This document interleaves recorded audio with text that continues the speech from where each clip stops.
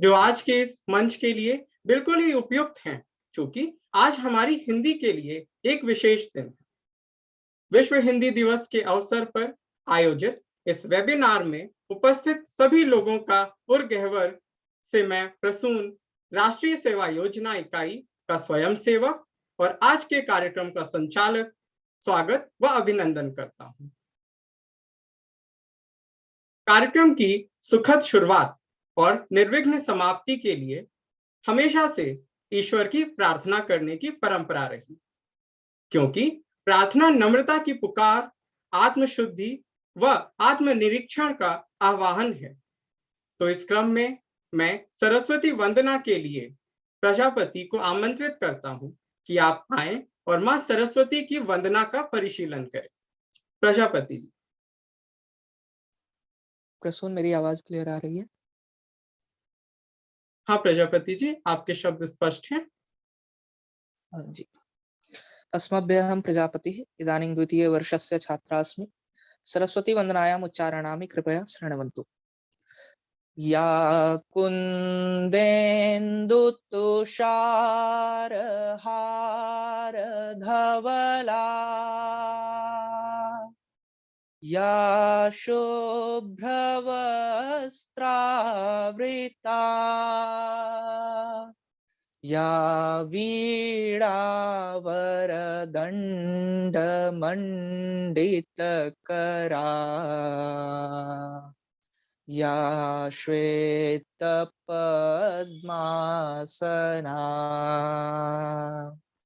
या ब्रह्माच्युतशङ्करप्रभृतिभिर्देवैः सदा वन्दिता, सा मां पातु सरस्वती भगवती निःशेषजाड्यापहाम्। शुक्लां ब्रह्मविचारसारपरमा, आद्यां जगद्व्यापिनीं वीणापुस्तकधारिणीम् अभयदाम्, जाड्यान्धकारापहाम्। हस्ते स्फाटिकमालिकां विदधतीं, पद्मासने संस्थितां, वन्दे तां परमेश्वरीं भगवतीं बुद्धिप्रदां शारदाम्। धन्यवाद।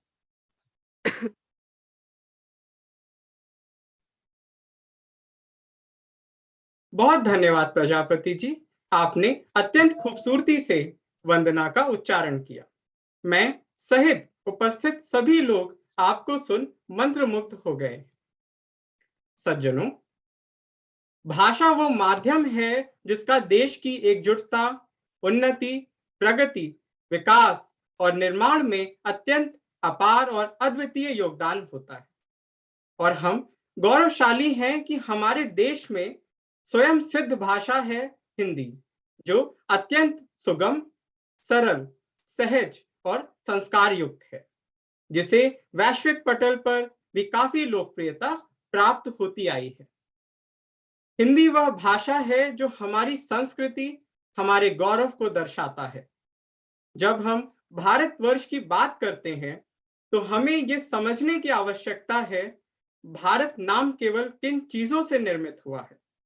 तो हमें ये ज्ञात होगा कि हमारा देश अपनी सभ्यताओं, संस्कृतियों, संस्कारों, नीतियों, रीतियों, आदर्शों और अपनी नेतृत्व व प्रतिनिधित्व क्षमता के लिए जाना जाता है।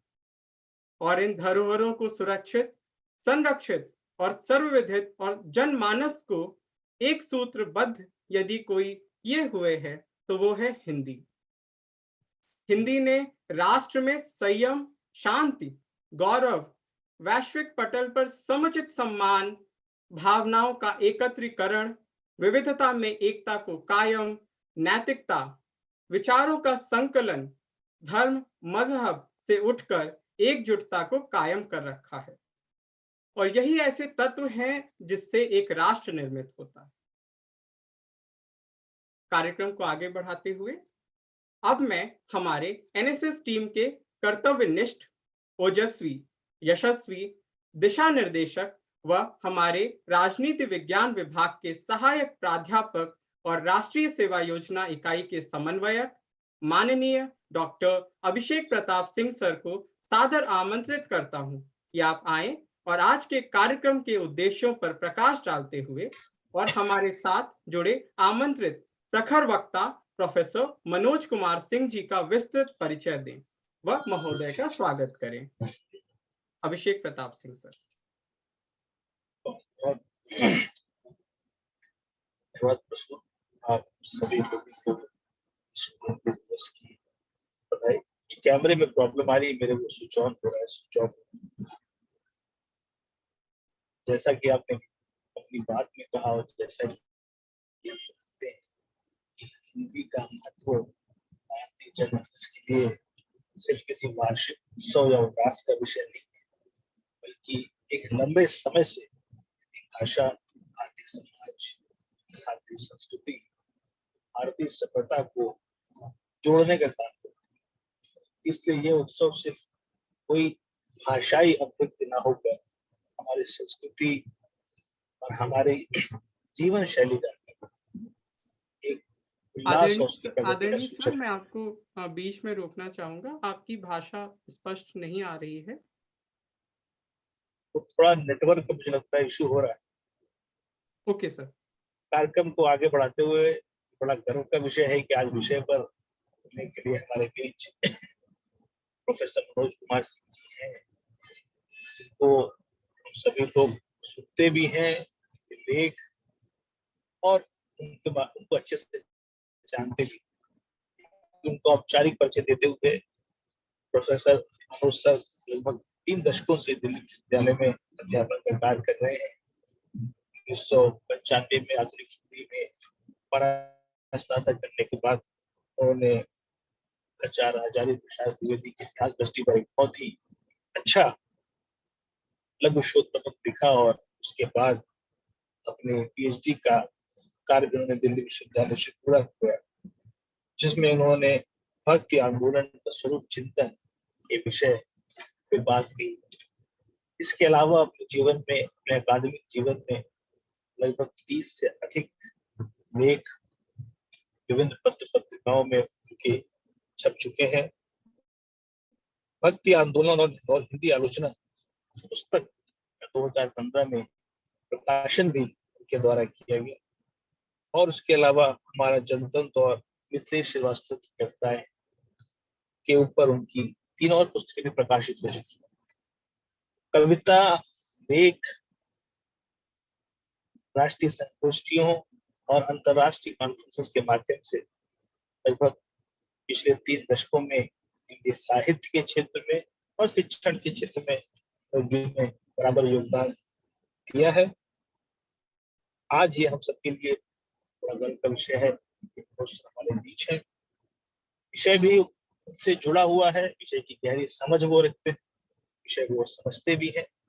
तो ज्यादा समय ना लेते हुए मैं निवेदन करूंगा कि वो अपनी बात को रखे, विश्व हिंदी दिवस के महत्व को समझाएं, हिंदी भाषा क्यों इतनी ज्यादा आज महत्वपूर्ण भी है और क्यों किस प्रकार से हिंदी भाषा संकट भी पड़ा हुआ है, इस विषय पर प्रकाश डालें।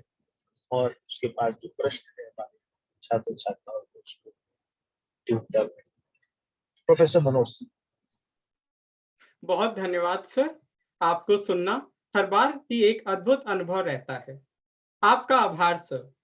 आगे क्रम को बढ़ाते हुए अब इस दिवस को ज्ञानवर्धक एवं अविस्मरणीय बनाने के लिए वक्ता के रूप में हमारे साथ जुड़े प्रोफेसर मनोज कुमार सिंह जी को सुनना है।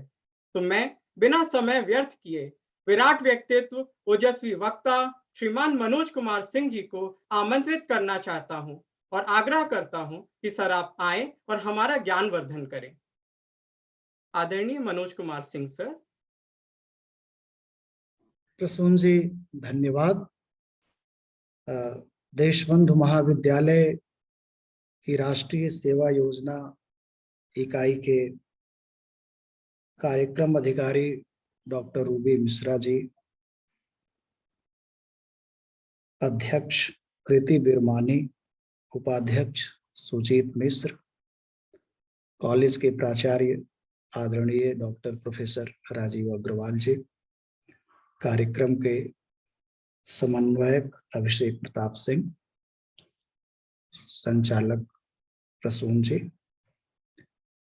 आप सबका मैं आभार प्रकट करता हूं कि आपने हमें इस अवसर पर अपनी बात रखने के लिए मौका दिया, आपने हमारा चुनाव किया, मैं इसके लिए आभार प्रकट करता हूं। राष्ट्रीय सेवा योजना युवाओं की संस्था है और देश के युवाओं से संवाद करना हमेशा बहुत आदमी को जो है, इसके लिए हमेशा आदमी अवसर की तलाश में रहता है कि हम अपने युवाओं से संवाद करें। और राष्ट्रीय सेवा योजना की स्थापना जब 1969 के आसपास हुई तो उसमें यही था कि राष्ट्र निर्माण में युवाओं को जोड़ा जाए और जो अपनी परंपरा है, जो अपनी संस्कृति है, उससे उनको जोड़ा जाए। पर्यावरण से लेकर सभ्यता और संस्कृति, भाषा, सभी क्षेत्रों में उनको जोड़ा जाए, क्योंकि किसी भी समाज का जो भविष्य है वो युवाओं के हाथ में होता है।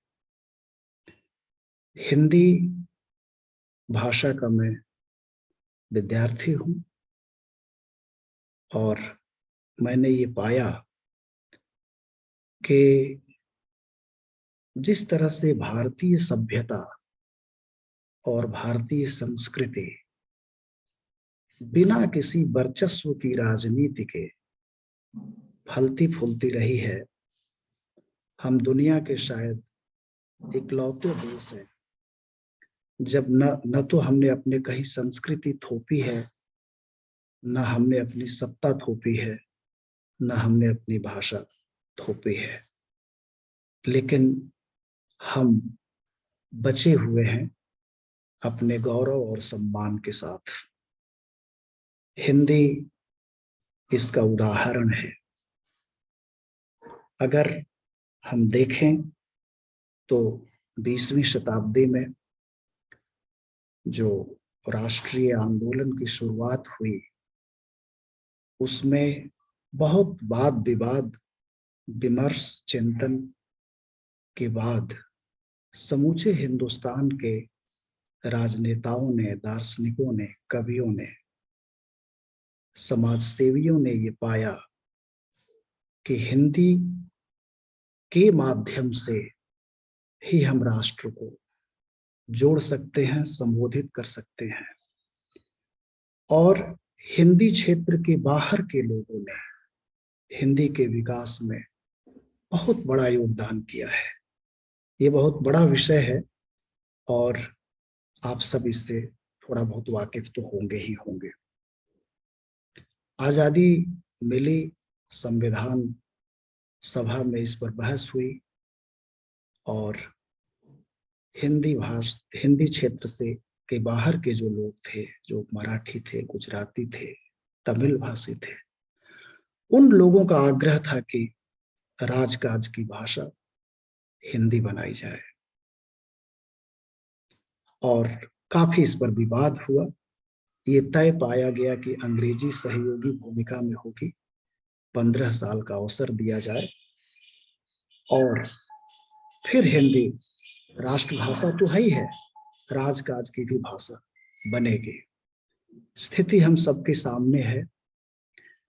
और फिर उसके बाद जो है हिंदी को लेकर के दो तरह की धारणाएं विकसित हुई। एक सरकार की तरफ से जो हिंदी के विकास का जो उद्यम हुआ और जो एक सहज तरीके से हुआ, दोनों की भूमिका है, लेकिन सरकारें कमजोर पड़ी हैं हिंदी को आगे लेकर आने में। और हिंदी बावजूद इसके विकास करती चली गई है।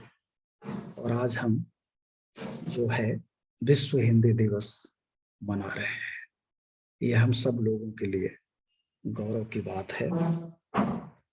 विश्व हिंदी दिवस की शुरुआत आप सब जानते हैं कि 10 जनवरी 1975 से शुरू हुई। और ये विश्व हिंदी सम्मेलन जो होता है, मनाया जाता है, इसकी शुरुआत 75 में हुई और नागपुर से इसकी शुरुआत हुई।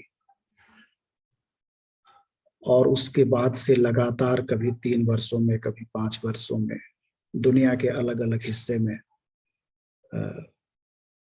विश्व हिंदी सम्मेलन का आयोजन होता रहता है। और धीरे धीरे हिंदी का प्रचार प्रसार बढ़ता जा रहा है। नागपुर के पास महाराष्ट्र में ही वर्धा में जो महात्मा गांधी अंतर्राष्ट्रीय हिंदी विश्वविद्यालय की भी स्थापना हुई 1997 में, वो भी इसी उद्देश्य से कि हिंदी को वैश्विक नजरिए से देखा जाए, तैयार किया जाए। और धीरे धीरे हिंदी का एक विश्व बाजार भी, एक इंडियन डायस्पोरा, एक प्रवासी भारतीयों का बहुत बड़ा समूह पूरी दुनिया में फैल रहा है। और वो भी जहां भी कोई व्यक्ति जाता है वह अपनी संस्कृति अपने साथ लेके जाता है, अपनी भाषा लेके जाता है।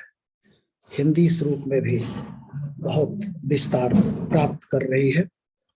दुनिया के लगभग 200 विश्वविद्यालयों में हिंदी का चेयर है, हिंदी पढ़ी पढ़ाई जाती है। और लगभग 150 संस्थाएं हिंदी के प्रचार प्रसार में लगी हुई हैं। ये जो इस समय जो भारतीय प्रवासी हैं,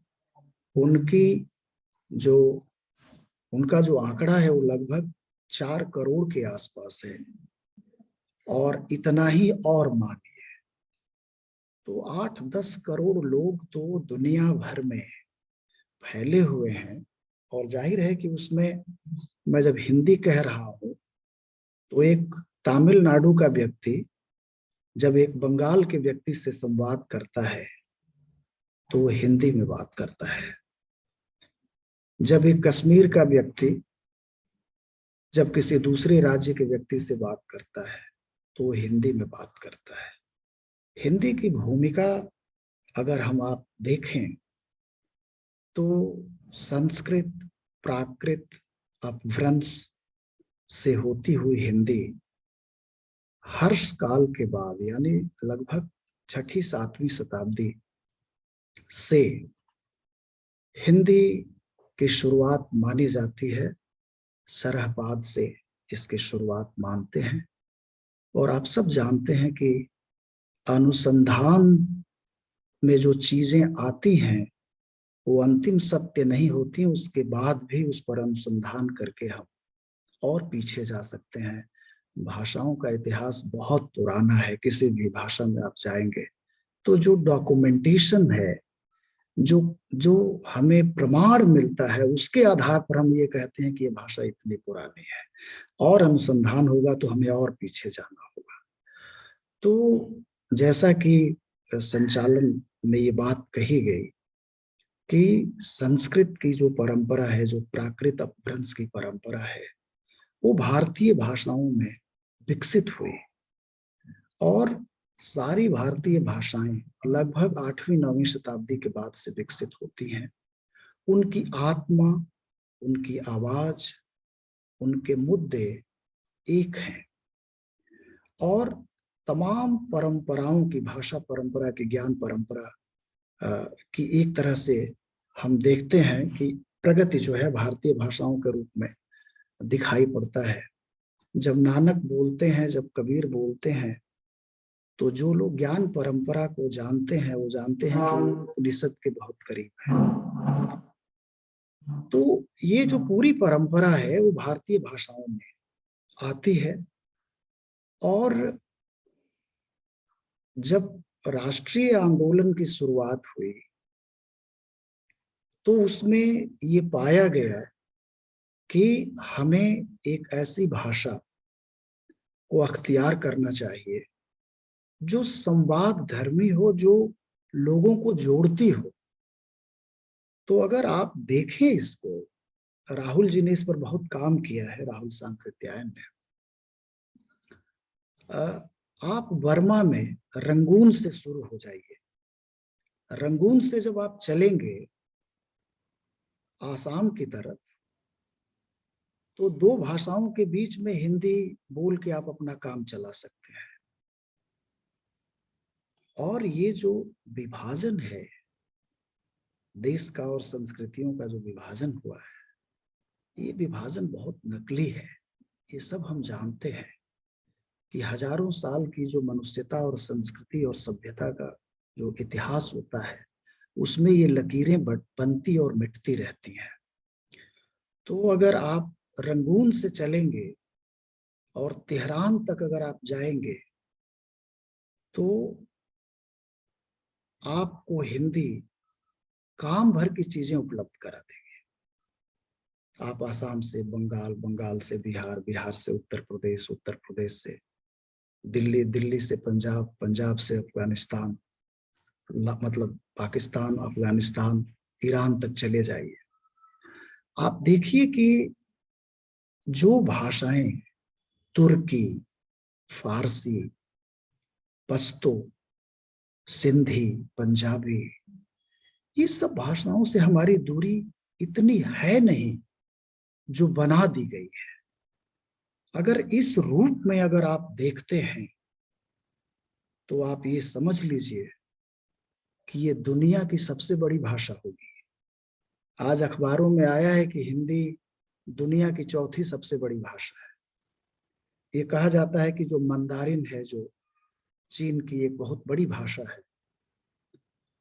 वो 1 नंबर पे है। आप ये देखिए, अगर हिंदी उर्दू का विवाद अगर हम हटा दें तो सब लोग ये जानते हैं कि हिंदी उर्दू एक भाषा है। इस पर विवाद कर सकते हैं, लंबी बहसें कर सकते हैं, लेकिन हकीकत यह है कि ये दो अलग भाषाएं नहीं है। तो अगर आप 18-20 करोड़ की आबादी पाकिस्तान की जोड़िए और हिंदी जिस तरह से संवादरत है, जैसे ये हजारों साल से चल रही है, तो आप देखेंगे कि इसकी लगभग जो है 150 करोड़ तो हम ही लोग हैं। उसमें संवाद करने की भाषा, मैं कह रहा हूं, मातृभाषाएं अलग अलग हैं लेकिन हिंदी सबकी जानी पहचानी हुई है। और उसके बाद दुनिया भर में जो भारतीय लोग हैं 4-5-6 करोड़, हम जानते हैं कि हिंदुस्तान में जो आंकड़े होते हैं उससे बड़ा आंकड़ा होता है। गल्फ में ही पता नहीं कितने आंकड़ा 40-50 लाख का है, लेकिन करोड़ों लोग काम करते हैं। गल्फ की तो कुछ ऐसे मुल्क हैं जिसमें मतलब हिंदी भारतीय लोगों की संख्या वहां की आबादी से ज्यादा है।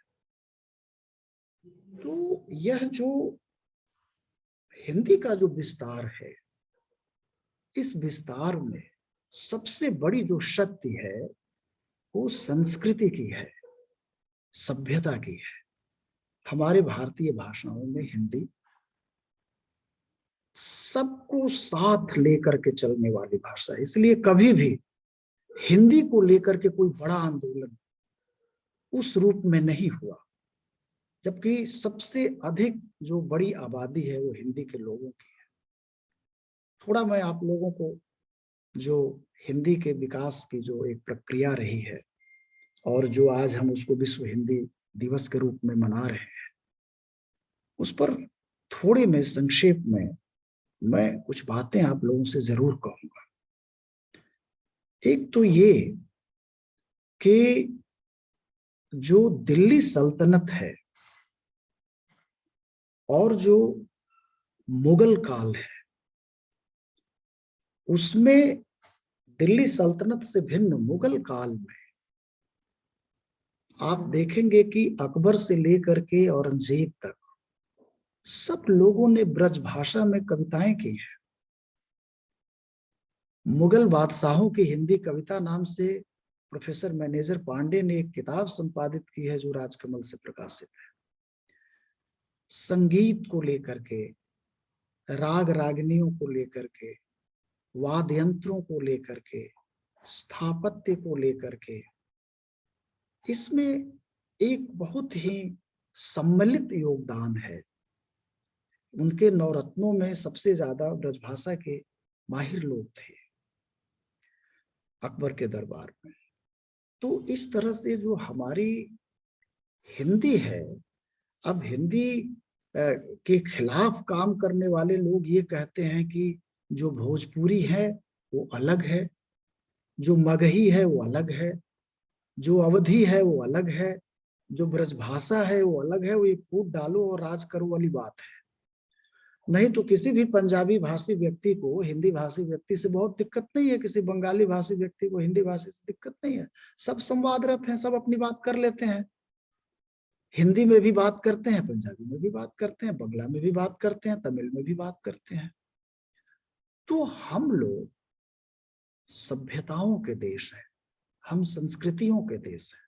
फ्रांस का एक बहुत बड़ा दार्शनिक है, चिंतक है, उसने एक ऐसी बात कही कि चीन में भारत ने एक भी अपना सिपाही नहीं भेजा और पूरा बौद्ध धर्म फैल गया। Japan, Indonesia, Malaysia, Singapore, Vietnam, Thailand, China, Tibet और एक समय में ईरान, अफगानिस्तान, पाकिस्तान, ये सब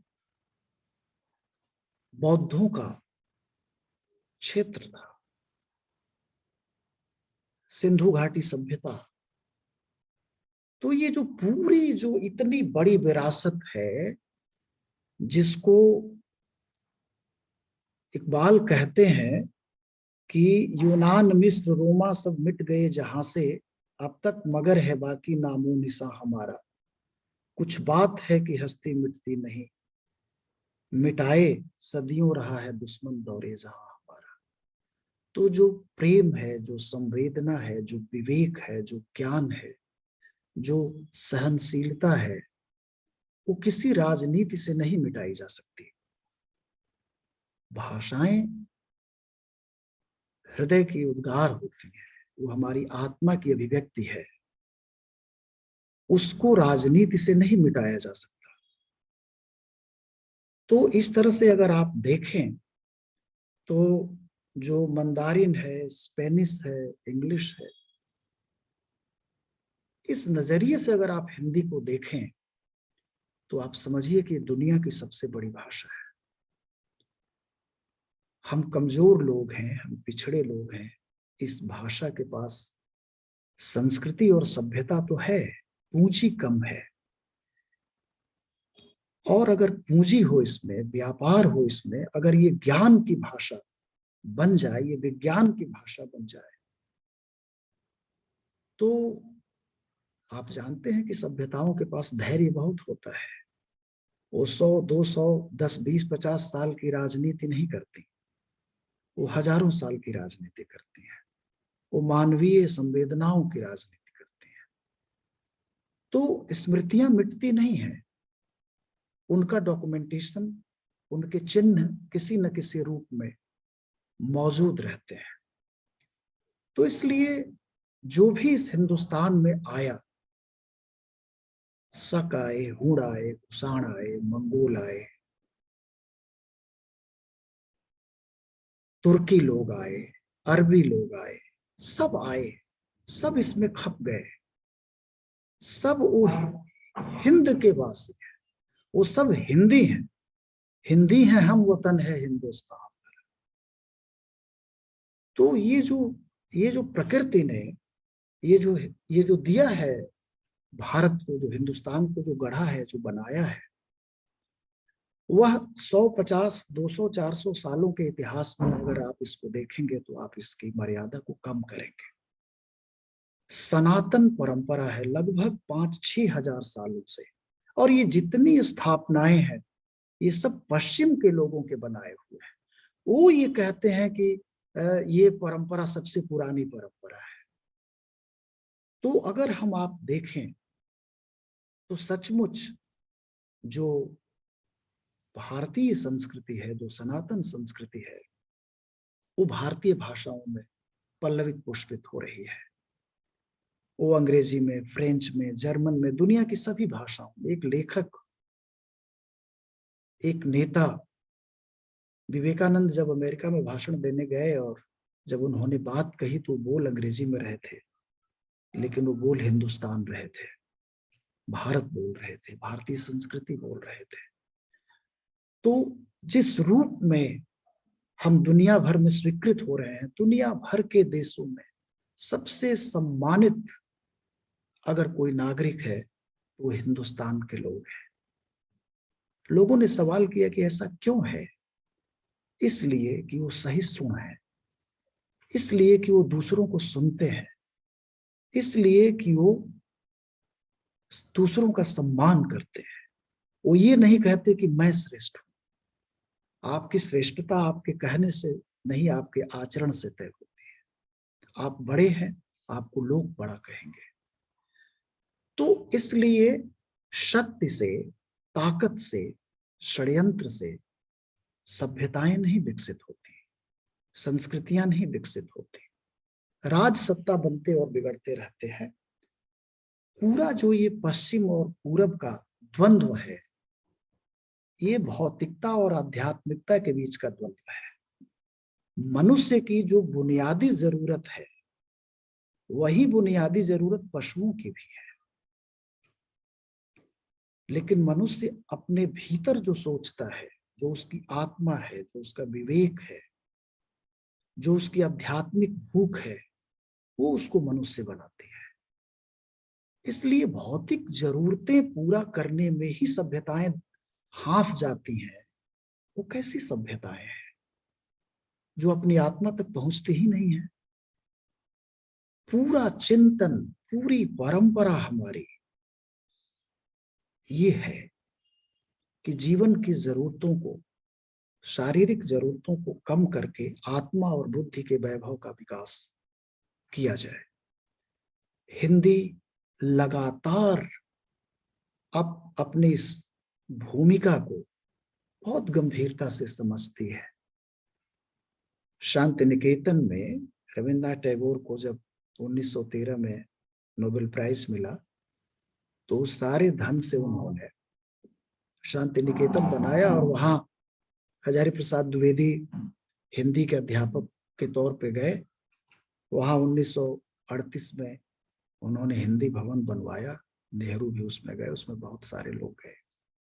टैगोर थे, क्षिति मोहन सेन, टैगोर, केशव चंद्र सेन, सुब्रमण्यम भारती, तमाम लोग ये चाहते थे कि हिंदी को राष्ट्रभाषा का गौरव प्राप्त हो। हिंदी के लोगों ने इसकी राजनीति नहीं चलाई, लेकिन एक जो पक्ष है वो आप लोगों को मैं जरूर बताऊंगा कि जब देश में अंग्रेजों का शासन था, जब वो यहां आए, जब उन्होंने सर्वे किया, वो हमसे विकसित थे।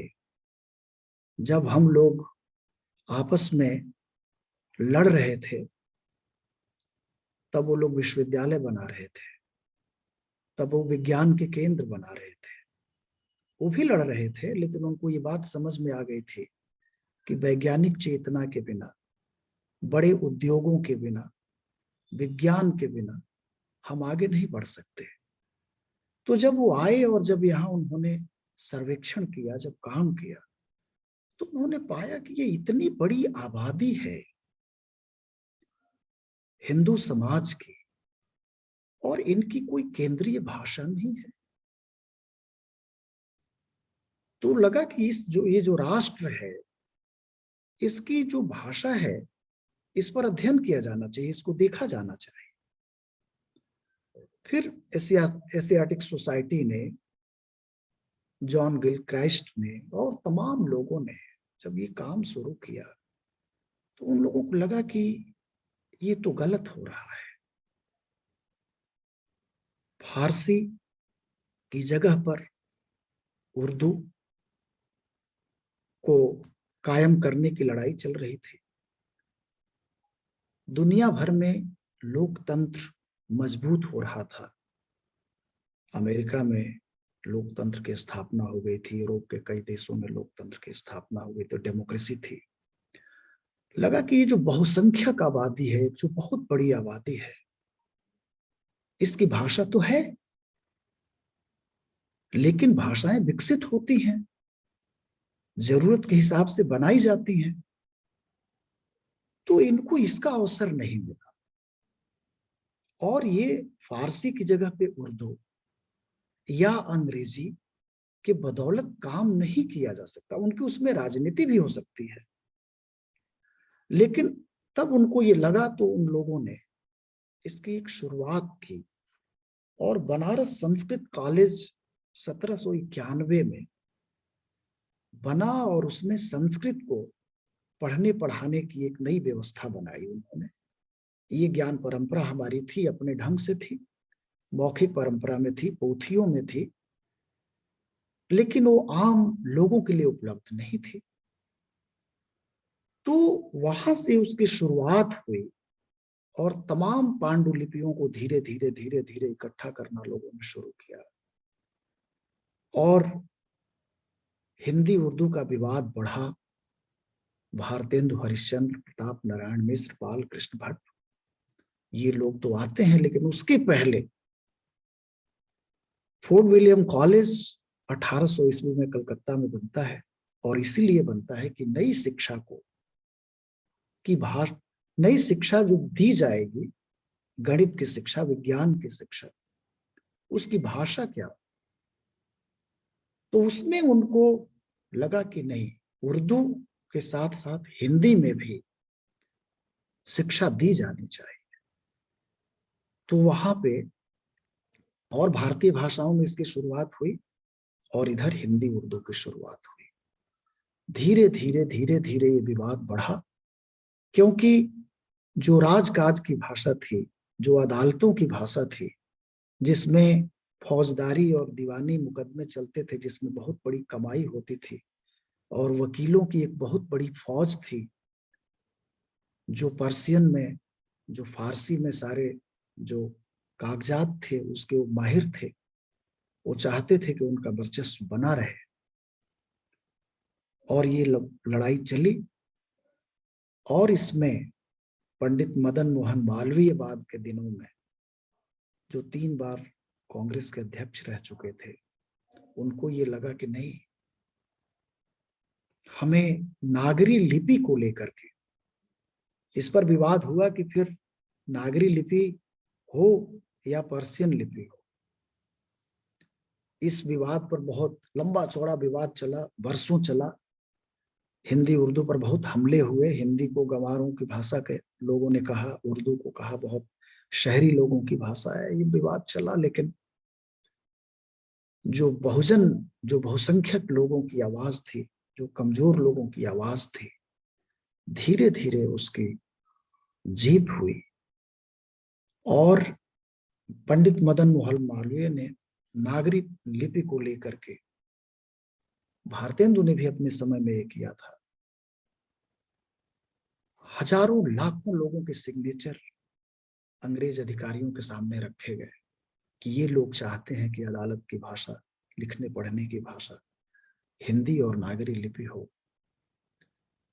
और आप जानते हैं कि जो हिंदुस्तान पाकिस्तान का जो विभाजन हुआ है, उसके बीच में ये हिंदी उर्दू का विवाद, जो एक नकली विवाद है, जब फारसी, तुर्की, अरबी के शब्द बढ़ जाते हैं, तो उर्दू कहलाती है, संस्कृत के शब्द बढ़ जाते हैं तो कहते हैं ये हिंदी कहलाती है। लेकिन भाषा तो व्याकरण से बनता है ना। हम तो अंग्रेजी के बहुत सारे शब्द ले रहे हैं अपनी भाषा। तो अगर ये बात आप लोग समझाने में कामयाब होते हैं तो आप लोग अपनी परंपरा को ठीक से पढ़िए और भाषा की परंपरा को ठीक से पढ़िए। जब तक आप अपनी परंपरा को ठीक से जानेंगे नहीं, पहचानेंगे नहीं, तब सस्ती लोकप्रियता के लिए आप कभी किसी के साथ कभी किसी के साथ खड़े होंगे। लेकिन आप अगर ठीक से अगर जानेंगे तो मालवीय जी ने अपने राजनीतिक करियर को एक तरह से छोड़ा और उनको लगा कि नहीं, ये काम ज्यादा जरूरी है। आप जानते हैं कि बनारस हिंदू विश्वविद्यालय की उन्होंने स्थापना की, जो इस समय भारत का एक महत्वपूर्ण विश्वविद्यालय है। तो ये पूरा आंदोलन धीरे धीरे धीरे धीरे खड़ा हुआ और एक ऐसी रचना आई हिंदी में, चंद्रकांता संतति, चंद्रकांता देवकी नंदन खत्री। इस उपन्यास के बारे में कहा जाता है कि इस उपन्यास ने पैराडाइम शिफ्ट किया। इस उपन्यास को पढ़ने के लिए लोगों ने नागरी लिपि सीखी, हिंदी सीखी, और बाद के दिनों में प्रेमचंद जो उर्दू में लगभग स्थापित थे, इस बहुजन समुदाय को हर लेखक चाहता है, हर वक्ता चाहता है, हर व्यक्ति चाहता है कि अधिक से अधिक लोगों तक उसकी बात जाए। प्रेमचंद उर्दू से हिंदी में आते हैं। हम उनको सांप्रदायिक नहीं कह सकते। तो जो आवाज है, जो अपनी संस्कृति है, आप जानते हैं कि जो भाषा है, जो शब्द है, अपने यहाँ इसको कहा गया शब्द ब्रह्म है, अक्षर है, इसका क्षरण नहीं होता, ये मिटता नहीं। भाषा में ही आपकी संस्कृति, आपकी सभ्यता सुरक्षित है। जब आप आम कहते हैं,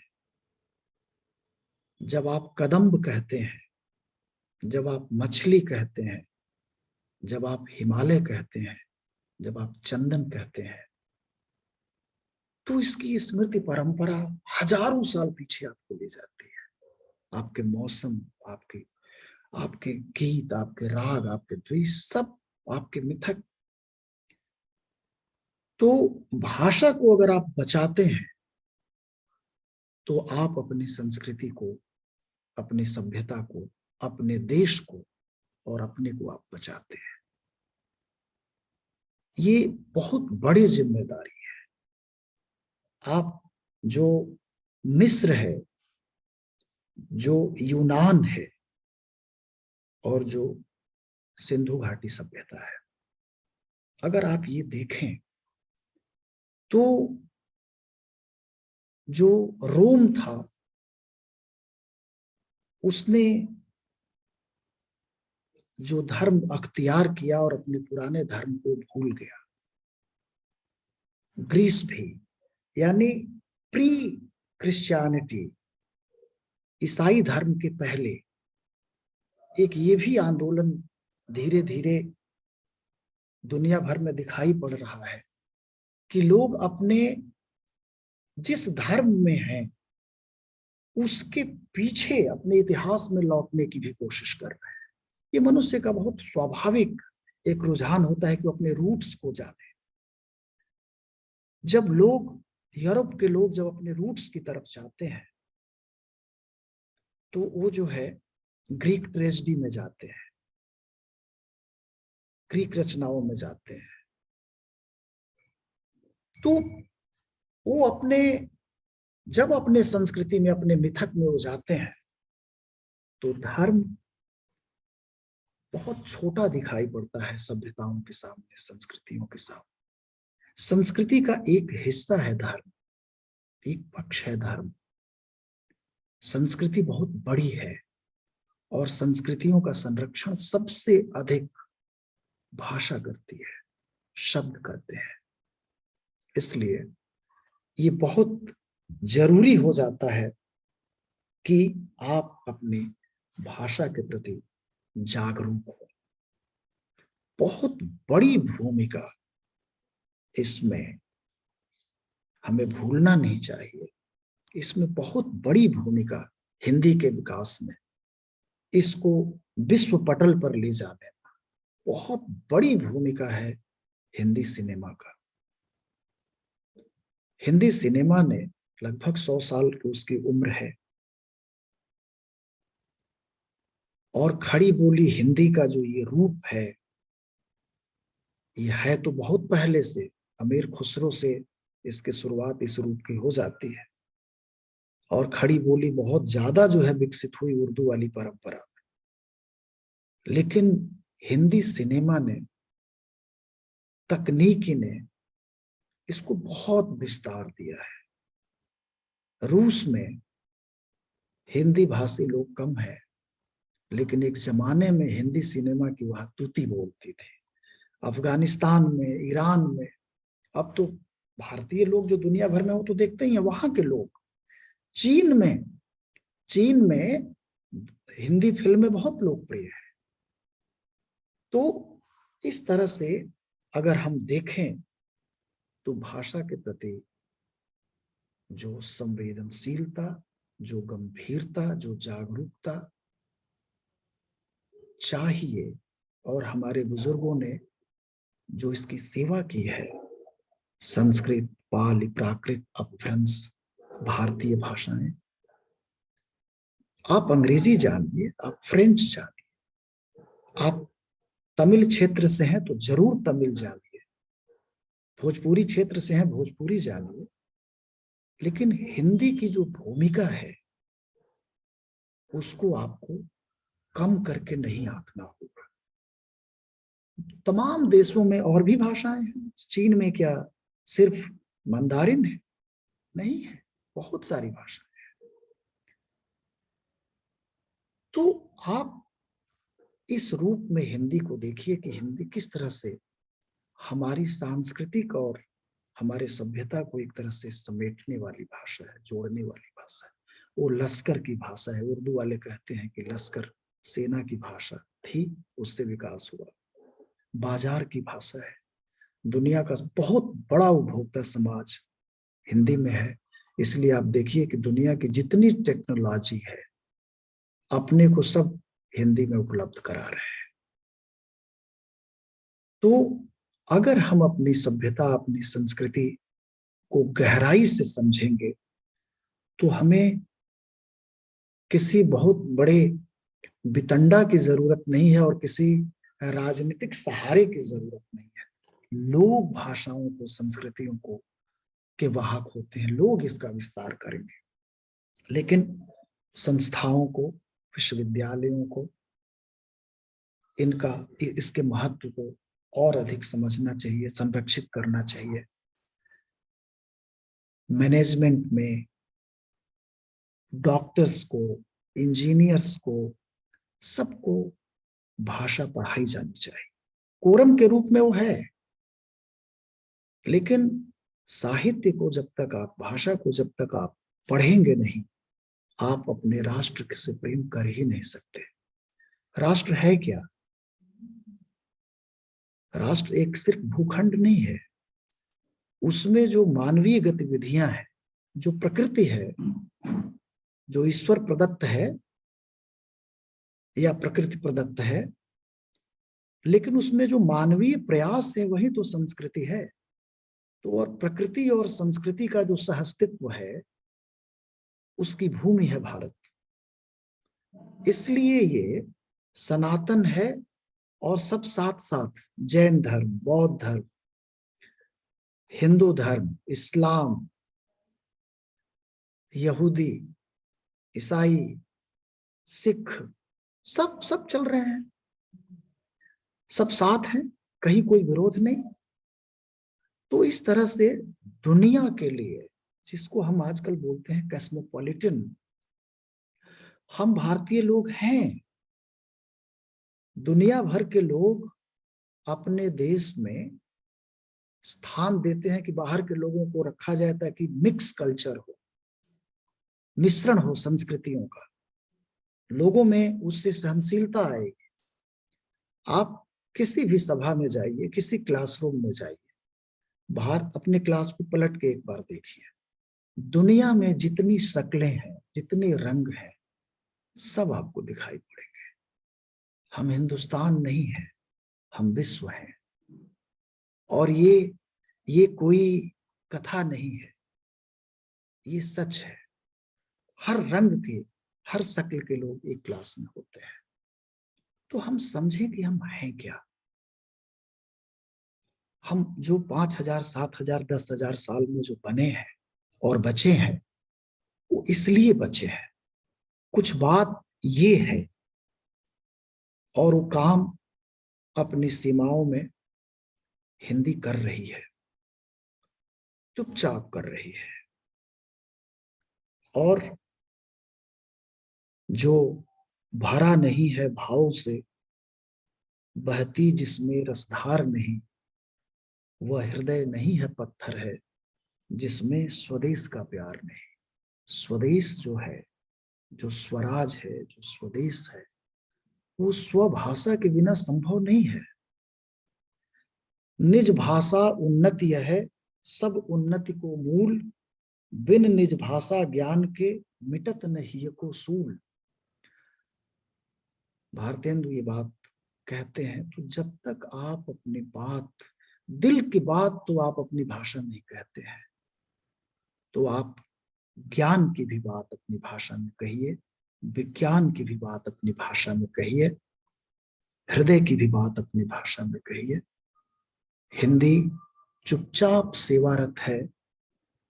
और आप एक बात जानिए, मैं आप सब लोगों को विश्व हिंदी दिवस पर बधाई तो दे ही रहा हूं, लेकिन आप सब युवा हैं, आपके स्वप्न होंगे, आप महत्वाकांक्षी हैं और होना चाहिए। भारतीय समाज में, भारतीय राजनीति में जो हिंदी नहीं जानता, वो राष्ट्रीय नेता नहीं हो सकता। वर्तमान जो प्रधानमंत्री हैं, उनकी और शक्तियां कितनी मदद की हैं, ये सब लोग जानते हैं। लेकिन हिंदी की कितनी बड़ी भूमिका है उनको यहां तक पहुंचाने में, आप लोग इस पर विचार कीजिएगा। आप सब लोगों ने मुझे मौका दिया अपनी बात रखने का। टूटे फूटे ढंग से, बिखरे बिखरे ढंग से मैंने अपनी बात कही। आप सब लोगों का आभार, धन्यवाद। बहुत बढ़िया बहुत सर, बहुत बहुत धन्यवाद सर। हमारे अंदर हिंदी के प्रति और भी स्नेह एवं प्रेम जागृत करने के लिए, विचारों का रस घोलने के लिए और हमारी चिंतन शक्ति और व्यापक करने के लिए एक बार पुनः आपका आभार। मेरा अब सभी प्रतिभागियों से अनुरोध है कि आप अपने प्रश्न चैट बॉक्स के माध्यम से साझा कर सकते हैं। मैं सर से भी आग्रह करूंगा कि सर आप प्रश्नों के उत्तर देकर छात्र छात्राओं को ज्ञानवर्धन करें, जिससे प्रश्नकर्ता के मन में चल रहे संशय का हल हो सके। सर यदि आज्ञा हो तो। जरूर जरूर।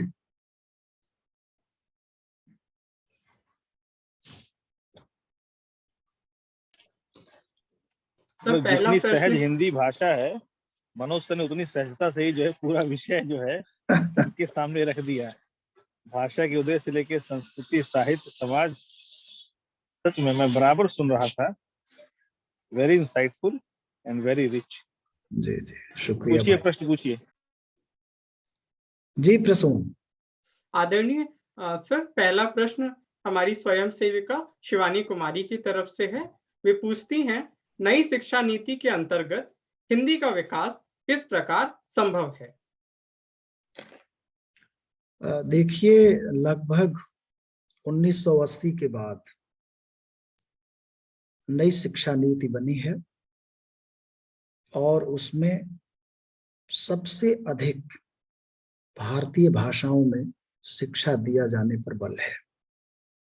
ये बहुत स्वागत योग्य कदम है और इस पूरे इस कमेटी की जो अध्यक्षता कर रहे थे वो विज्ञान से जुड़े हुए व्यक्ति हैं। जब तक आप अपनी भाषा में विज्ञान नहीं करेंगे तब तक आप सिर्फ अनुकृति करेंगे, अनुकरण करेंगे। जब तक स्वप्न की भाषा, चिंतन की भाषा, दर्शन की भाषा, विज्ञान की भाषा आप अपनी मातृभाषा को नहीं बनाएंगे, तब तक आप जो विश्व गुरु है आप नहीं बन सकते। जापान के लोग अपनी भाषा में सोचते हैं, बहुत कम लोग हैं। जर्मनी के लोग, फ्रांस के लोग, पोलैंड के लोग, छोटा छोटा देश है ये, वो लोग सोचते हैं और देखिए विज्ञान में वो कहाँ है। ये आप समझ लीजिए कि राजनीति, व्यापार, विज्ञान, कला, अभिव्यक्ति के और कर्म के जितने क्षेत्र और माध्यम हैं, जब तक आप अपनी मातृभाषा में उसको नहीं लेके आएंगे आप नेतृत्व नहीं कर सकते। ये बिल्कुल स्पष्ट है, क्योंकि आप देखिए संस्कृत में मंत्र पढ़ा जाता है, आप मंत्र मुग्ध हो जाते हैं। कितने लोग समझते हैं? अगर आप उसको समझें तो उसके ज्ञान को भी समझेंगे, उसके दावपेच को भी समझेंगे। तो जब तक आप भाषा को समझते नहीं है, और आज देखिए बहुभाषी समाज, तुलसीदास विद्वान थे, संस्कृत के लिखते अवधि में थे। भक्ति आंदोलन भारतीय भाषाओं का सबसे बड़ा आंदोलन है। भारतीय भाषाएं बनती हैं भक्ति आंदोलन। चंडीदास बंगला में लिखता है, विद्यापति मैथिली में लिखता है, सूरदास ब्रज में लिखता है, मीरा राजस्थानी में लिखती है, नानक पंजाबी में लिखते हैं, बुल्ले शाह पंजाब, सब लोग अपनी मातृभाषा में लिख रहे हैं। लेकिन वो जो है वह अपनी संस्कृति, अपने समाज की बात कर रहा है। तो भाषा जब तक आप मातृभाषा में अपने पाठ्यक्रम को नहीं लाएंगे, इसीलिए इसमें नई शिक्षा नीति में यह है कि जो प्रारंभिक शिक्षा है वो मातृभाषा में दी जाए। और हम लोगों को थोड़ा ये बात सोचना चाहिए कि क्या बात है कि अंग्रेजी हमें स्वीकार है और भारतीय भाषा स्वीकार नहीं है, क्यों? तो इसलिए जो कोई भी सरकार हो, बिना मातृभाषा में शिक्षा दिए आप कम से कम चिंतन के क्षेत्र में, विज्ञान के क्षेत्र में आप अगुआ नहीं बन सकते, नेता नहीं बन सकते, पिछलग्गू बन के रहेंगे आप। भारत के जितने प्रतिभाशाली लोग कहलाते हैं वह सब अमेरिका में, फ्रांस में, जर्मनी में जाके सेवा कर रहे हैं। क्यों कर रहे हैं? क्योंकि वो कहते हैं कि वहीं पर अवसर है। अवसर क्यों है? क्योंकि वो विचार ही आया है अंग्रेजी में, वो सोचा अंग्रेजी में गया है। अगर आप यहां पर सोचने लगेंगे, वो लोग यहां आके काम करेंगे। तो विचार की भाषा, जब तक चिंतन की भाषा आप नहीं बनाएंगे इसको, तब तक आप उस लक्ष्य को नहीं प्राप्त कर सकते हैं। शिवानी।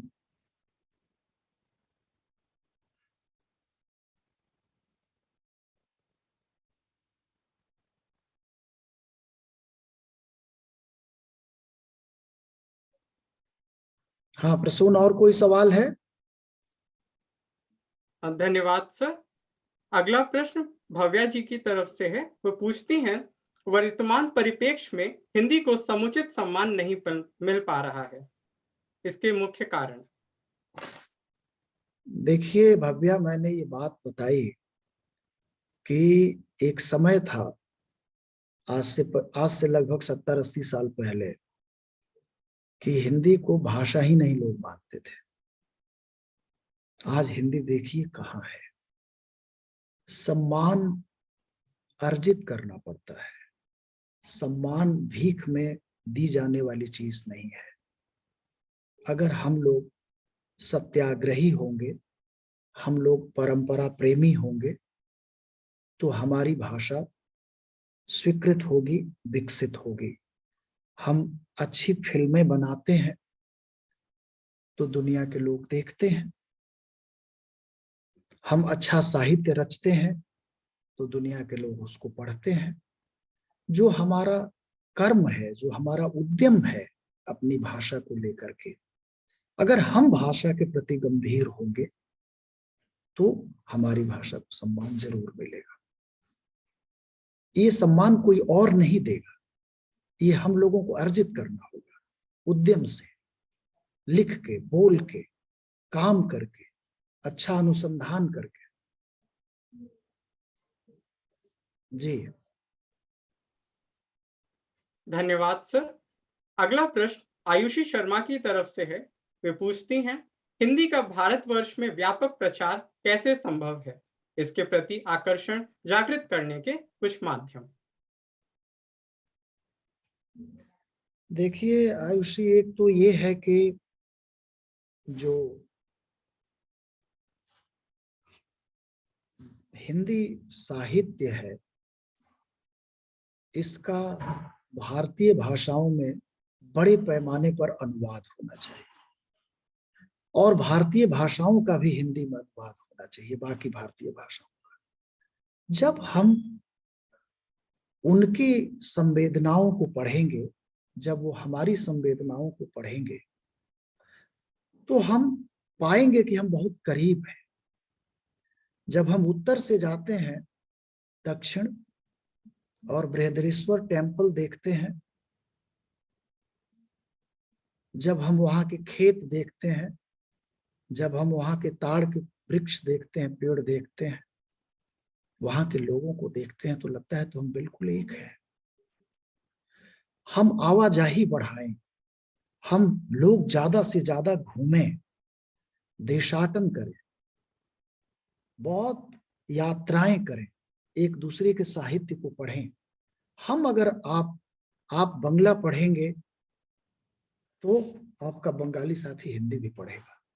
ये एक बात कही जाती है कि हिंदी के लोग बड़े भाई वाली भूमिका में होते हैं। ऐसा नहीं दिखाना है।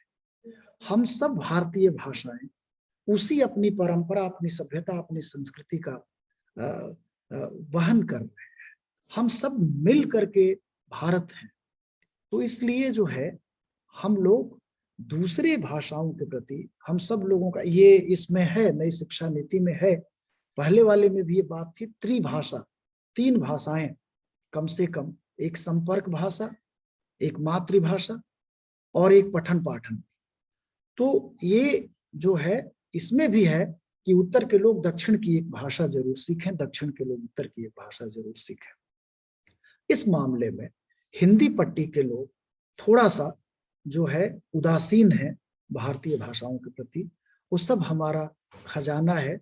जिस तरह से संस्कृत हमारे लिए सम्माननीय है, उसी तरह से तमिल भी सम्माननीय है, उसी तरह से सिंधी भी सम्माननीय है। ये जब हम पढ़ेंगे तभी ये जो मुकम्मल तस्वीर जो हम आपको बता रहे थे कि हम बर्मा से चलते हैं और तेहरान तक अगर हम चलें, और देखिए इसमें कितनी यात्राएं कम हैं।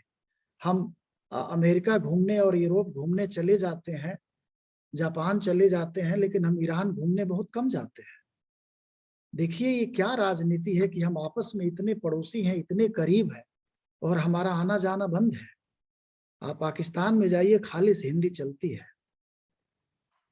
तो ये दूरी जो है, ये हम लोगों को थोड़ी पाटनी होगी। हिंदी में थोड़ी सी पंजाबी मिला दी जाती है तो आप देखिए गाने कितने मकबूल होते हैं, कितने हिट हो जाते हैं। तो दूसरी भाषाओं के प्रति भी हम लोगों को थोड़ा सा एक ललक हमारे मन में सीखने की होनी चाहिए, उससे हमारा भी प्रचार प्रसार बढ़े।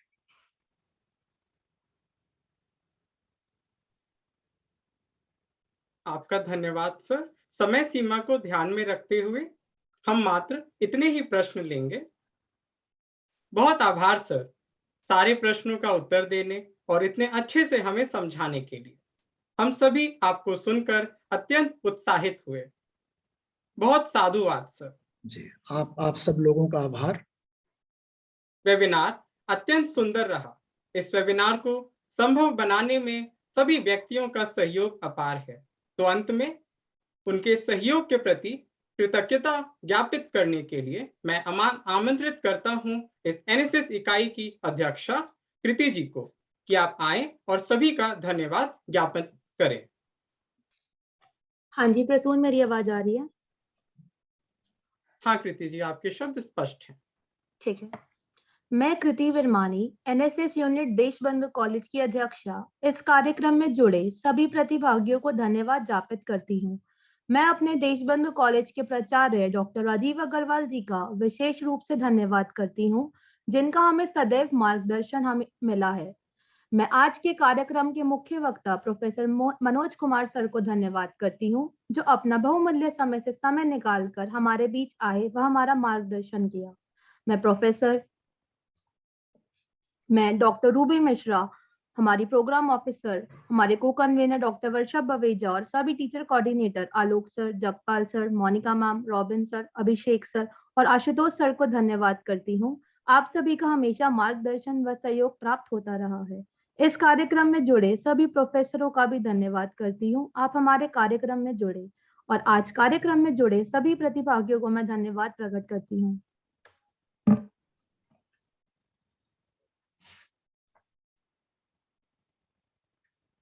अध्यक्षा जी, आपका भी बहुत धन्यवाद।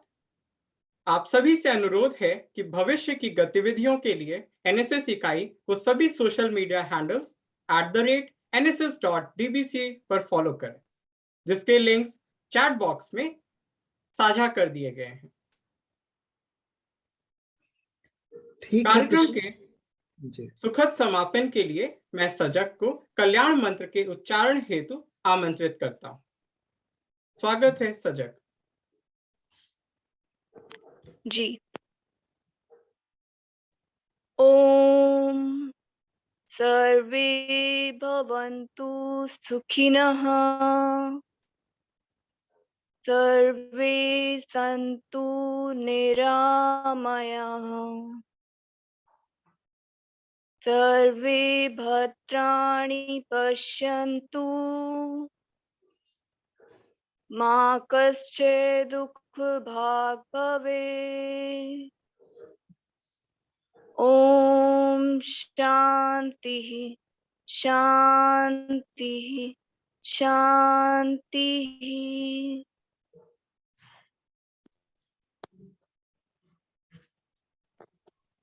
धन्यवाद। धन्यवाद व आभार आपका। आप सभी का जुड़ने के लिए पुनः आभार और धन्यवाद। आप सब इस कार्यक्रम को लीव कर सकते हैं।